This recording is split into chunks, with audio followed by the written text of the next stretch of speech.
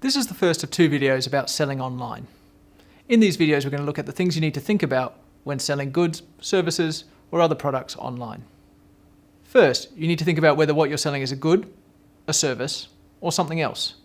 So for example, recent changes in European law have created a category of digital content to be distinct from goods and services, and applies different rules to that digital content than it applies to goods and services. Second, is your transaction a B2C transaction, or is it a B2B transaction? Let's look at B2B first. B2B is typically much easier. You can pretty much do what you want in the contractual space when you're selling online if you're dealing with a business customer. The law is much less protective over businesses.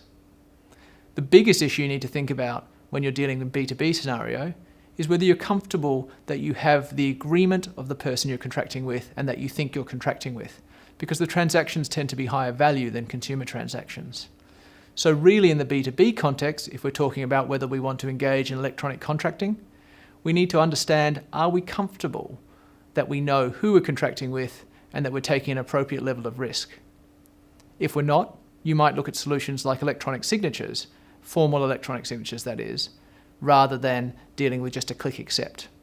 If you are comfortable that the person who presses click accept is authorized to contract, then you might go with a simpler online contracting method.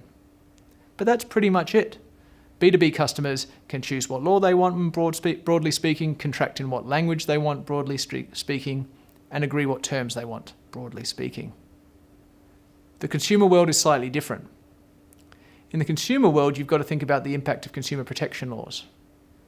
These laws impact the formation of the contract, the content of the contract, what rights the consumer may have to cancel that contract, and also various things around the way you actually present the product to the consumer and engage with them. We deal with in a separate series of videos some of the specifics around consumer contracting, and I encourage you to go watch those videos.